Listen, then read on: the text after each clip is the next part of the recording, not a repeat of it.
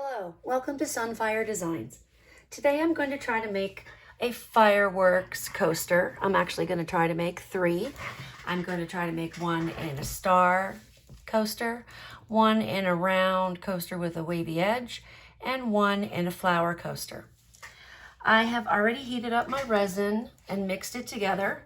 I use Janchun resin from Amazon.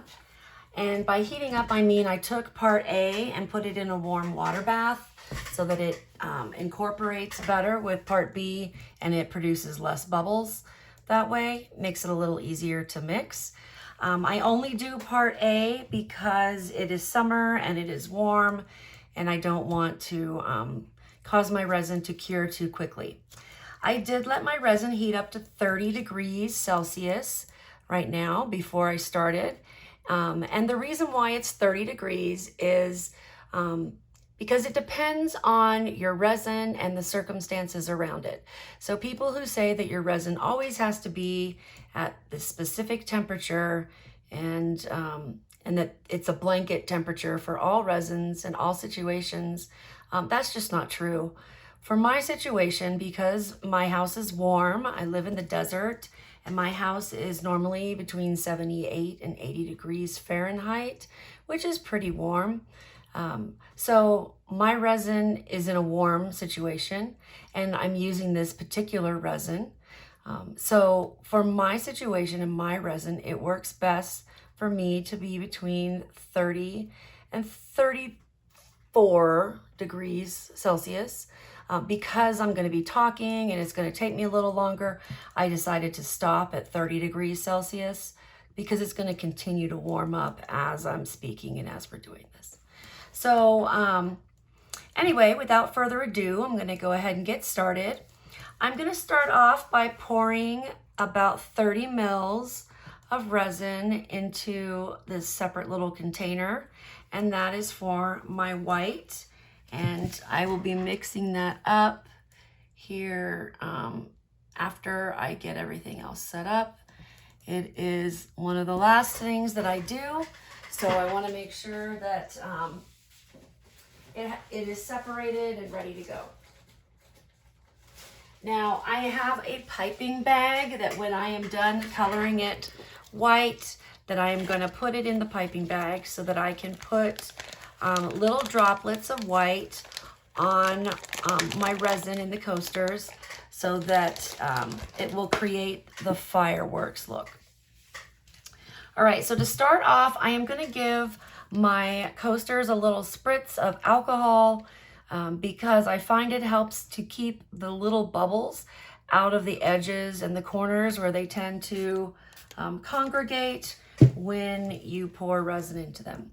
I'm also only going to pour, I'm not going to fill the coaster all the way up because I want to have room to put a background on the coaster. So I'm just going to fill it about halfway up if I'm able to. The star coaster is pretty shallow, so I won't be able to fill it up as far.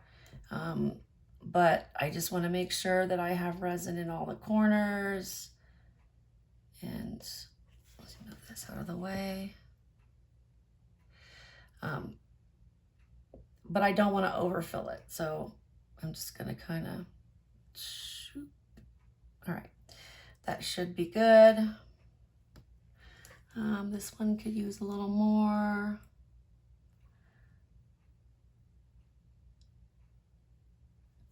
And I think that looks good. And I have some leftover resin over here that I can use for another project when I'm done. All right, so now I'm just gonna double check and make sure that there aren't any little bubbles hanging around in the corners of these, because even though I sprayed it with alcohol, it can happen.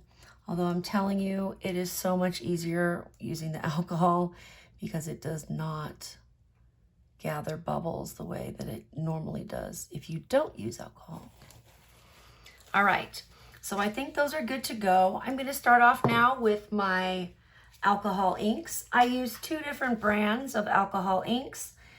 The first one I'm going to be using is I am going to use Brea Reese, and I'm going to use Crimson. The second type that I'm going to be using is T-Rex inks, and I'm going to be using Sunshine Yellow, and I'm also going to be using, in the Brea Reese, I'm going to be using Turquoise, and then I think I'm also going to be using Medium Magenta. So I'm going to go ahead and start dropping these in here so they have time to spread. For each of these, I'm going to put a drop or 2 drops of yellow in the middle. I'm going to put 2 drops because I want the yellow to not disappear into the resin, because it does spread out, but the other ones can take over. For the star, I'm going to use the Crimson, and I'm just going to put 1 drop in each of the points. You don't need a ton of alcohol ink because this really is super saturated inks and it spreads out really well. In the round one, I'm going to put the turquoise, and I'm probably going to put 5 or 6 drops because this is a slightly larger coaster. There we go. I put 6. And so that will spread out. And then finally, I'm going to use the magenta and put it in the flower coaster. And I'm just going to put 1 drop for each petal because it's going to spread and I don't want it to take over. I don't need a whole lot. Okay, so now that I have done that, I am going to let this sit for a minute and let the alcohol inks finish moving and finish spreading out. And while that's happening, I am going to mix up my white. Now for my white, I use Cast and Craft, and as a general rule, I use 1 drop for every 10 mils. And since I have 30 mils, I'm going to add 3 drops. All right, get my stick ready. 1, 2, 3. I always shake it before I use it because that way it makes sure that there aren't any little clumpies or anything weird going on in that. And then it also helps for it to come out nicely and not be, it can get kind of thick if it's been sitting. So if you mix it up, that works a lot better. All right. So I'm going to mix that up really well. And you can see, hopefully, that it is really pretty transparent. I do not want it to be too opaque because then what will happen is it will not bloom out correctly, because this is a form of a bloom. It ends up looking like a firework, which I think is so cool. I am just so thankful to Julie and Pouring Your Heart Out for showing this, demonstrating how it works. So I am going to put my white into my piping bag, and then I'm going to come back over to my coasters, and I am going to swirl 2 of them. I'm going to leave the turquoise one alone because it looks pretty cool. These, I'm just going to kind of give them a little swirl to mix up the different color inks and kind of make them a little more uniform. So I'm going to start here in the star, and I'm just going to start in the middle, and then I'm going to kind of come up into each point like that. Okay, and then I'm going to stop right there. And it didn't do a whole lot, but it kind of, for me, it spread the crimson out a little bit, and I think it looks kind of cool. I'm going to do the same thing for the pink. I'm going to go around this one twice. All right. Drop. Now, when you move your alcohol inks around, it can give you a couple little bubbles. That's just kind of the nature of it. Now, I have had comments on my YouTube about torching after using alcohol inks. and I'm going to address that right now. You can use a torch after using alcohol inks if two things have happened. Number one, your alcohol inks have spread out. Number two, if you have mixed them up or incorporated them into the resin, they are no longer flammable. So you can use a torch. I wouldn't sit there and blast it, but you can briefly run a torch over it to get rid of bubbles. Now, if your preferred method is to do something else to remove bubbles, go for it. I do not recommend spraying alcohol on these because what it'll do is it'll cause the colors to disperse and you won't have the patterns that you like, and it'll give little spots. So I do not recommend doing that, but you can do a torch really fast. And I'm not gonna do the blue one because I didn't really mix it up. I'm just gonna do these two really fast. And you see, nothing burst into flames and everything is a-okay. All right, so now what I'm gonna do is I am going to get my white prepared to drop onto here. So I'm going to take my bag and make sure all the white ends up at the bottom. Now, some people do trim the bag, and that is okay if you want to do that. I just kind of twirl it up and kind of wrap it around down here. It's out of the way, and it doesn't bother me, and I don't have to worry about cutting it. All right, so now, in order to put uniform drops, and you don't want them to be too big, you're gonna cut off just a little bit. You can always cut more off if you want to, but start off with just a little bit. And I don't recommend cutting them right around your resin because what happens is that little piece flies off, and I can't tell you how many times it's ended up in my resin, and then I got to dig it out and it disrupts my patterns. So I'm gonna kind of do it over here. You might not be able to see it, but I'm only gonna cut off a little bit. Okay, so I'm gonna start off, you can see how much I cut off here, and I'm gonna try it on here to see if the dots come out. All right, so they are coming out nicely. I do have to squeeze just a little bit, but I'm okay with that. I'd rather do that than have the drops run out and be too big. So for these two, because the shape of them is irregular, I'm gonna start from the outside and work my way in. And then for the circle one, I'm gonna start in and work my way out. Now, you can do this. Actually, I am gonna cut a little bit more. I'm having to squeeze a little more than I want to. So I'm just gonna cut just the smallest, tiniest little bit off. And see if that, yeah, that helps. So this is what it looks like now. Anyway, as I was saying, you can do these in a pattern. You can do them randomly. I find that if I do them in a pattern, that I won't miss anything and I will get good results. You want to make sure that your drops, when you do your second layer, that they end up being kind of staggered. Otherwise, they will run into each other and then you'll just have one big long streak and it won't give you that firework effect. So I'm trying to stagger them. Sometimes it works, sometimes it doesn't. So just do your best.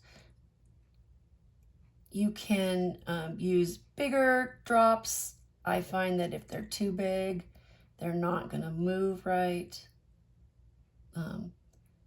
But the thing is to experiment, you know? Just like you're gonna experiment with what temperature works best for your resin, you can experiment with how you want your drops to look. That is half of the fun, I think, is going through and trying different things, getting your resin fix, and then seeing how everything turns out. And seeing, you know, hey, I did this time and I'm gonna change it because I didn't like the result I had. Or I think I could get a better result. So that is the story of resin is it's all trial and error.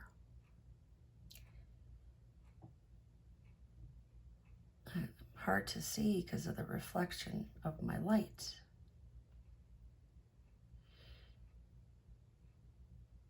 Now I only do one layer of dots. If you have a deep mold, you can do 2 layers. You know, when you do your first pour, you can fill it up like 1/3 of the way, and then you can go back and do another layer, and it adds a lot of dimension. Unfortunately, my molds are not that deep, so I am just going to be doing 1 layer, and it works just fine doing 1 layer, to be honest. Now, in the middle, you're not going to get as much movement because as resin cures, it moves towards the center. And when you're in the center, you're already there, so it's not going to move a lot. So that is why your resin, when you're doing your blooms, your alcohol inks move to the center, your white moves to the center. And you see how I'm staggering these? Whoops, got a little extra drop there. How I'm staggering these so they're not directly in line with each other. That is so I get a good effect. I'm getting a little, the resin is starting to thicken and I'm getting a few little tails on some of these. Or small drops and big drops. But, you know, you don't have to be perfect. A lot of times you'll get a nice result, even if you feel like you messed it all up. And you should just be proud of yourself for even trying. I mean, I know when I first got my resin stuff, when I first started a couple years ago, that I was afraid to start it. I just bought the stuff and it sat in a drawer in my craft room, and I was just petrified to start it because I was afraid I was gonna fail. But once I got up my courage and started doing resin, I realized it's a lot of fun. I am my own worst critic. There's times where I've hated something I've done and other people are like, that is fabulous, fantastic, we love it. And I'm like, what? But that's how it works. All right, so that is it for the drops. I'm gonna bring the camera down a little bit to show you. Some of it is already starting to bloom, and I'll bring you down closer so you can see. So you can see on here, on the outside, the white is already starting to move. Same with on the flower. And it's not quite there yet because we just did the drops in the circle. So I'm gonna leave this for several hours and then we'll come back and see. Sometimes when I do this, half of them will come out and the other half won't. So we will figure out what comes out and go from there. And hopefully we'll add a background and we'll have some beautiful fireworks. I will see you later. Okay, bye. We're back. And I am going to be putting a background on these coasters. Looks like they came out pretty well. This one, we'll have to wait and see if the firework effect is going to show up as well as I hope it does. These, it looks like they did really well. So for the background, I want to put a nice dark blue. And I've already mixed up my resin, and what I want to do is I want to use this. This is Let's Resin. They are resin pigments. They are opaque. They don't come out totally opaque, but they don't come out totally transparent either, but they're nice and dark. And this is just called blue. So I'm going to start off, and let's try 3 drops. 1, 2, 3. I haven't used it in this big of an amount for a while, so I don't remember how many drops it's going to take. So 3 drops, that actually makes it really nice and blue, I'm not gonna lie. That's a pretty nice blue there.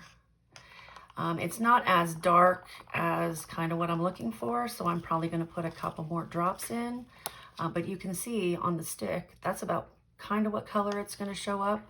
Maybe a little bit darker because it's not a very deep pour, So I'm gonna, wait, when it's deep, gosh, that's gorgeous. All right, so I'm gonna put in, I'm gonna do 3 more. So I can try to make it as dark as possible. I like the fact that it's kind of a nice bright blue and not, I have a mica powder that I really like it, except for it has like a black hue. So it's dark blue, but then it kind of, when you mix it up, it looks like there's kind of black mixed into it, which I don't like that effect of it. Here we go. Oh, that looks nice. All right, I think I'm gonna use this. So that was 6 drops of the Let's Resin Opaque Pigment Paste. It comes in a box of like 8. It's got black, it's got white, it's got red, orange, you know, all the basic colors. And then you can mix it up to make other colors. It's pretty cool. All right, so here we go. I'm gonna pour these on the back here. Now this one is not gonna take very much because it's pretty shallow. So I'm probably gonna lay some on here and then try to spread it out because I do not particularly want to overflow. I'm gonna start off with that one first so I make sure. Well, let's do this one. Let's do this. Let that spread out while I'm doing the other ones. Same with that one. All right, so let's get a popsicle stick thing here so it doesn't scratch the mold or the top of the coaster. You know what I'm trying to say. You know what I mean. All right, just kind of making sure this goes to every area, that I don't have little pockets that catch bubbles on the side. And then once it's all spread out, make sure that it is even and that it stays, you know, consistent going across. That's about all I'm going to be able to fit in here. I don't know if you can see, but it is right up to the edge here.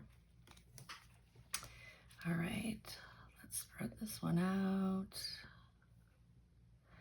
I actually probably could put a little more in this one, and I still might. I'm just going to spread it out first, and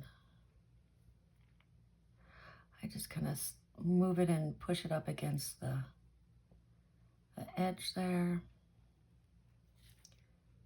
A little more over here. All right, I think I've got it all. I'm going to add just a little bit more and let it spread itself out. All right, and this one, it did it all for me. I don't see any spots with bubbles. I mean, in the corners at least. Looks pretty good. All right, so what I'm going to do now is I'm going to take my torch and I'm going to go over and try to remove some of the smaller bubbles that are on top. Obviously not staying in one spot very long because I don't want to ruin my mold. Whoa, this torch needs to be replaced. It kind of does that to me every once in a while. All right, let's see. There's like a little hair or something. And that actually kind of left me a dip when that happened. So we'll stick this here. See if that will help. I see one more little dip area in here. Maybe by adding it this way, I won't have to do that again. I think it's because I had my torch going for too long. I need to try to remember to use this one in very short spurts because otherwise it does tend to sputter like that. All right.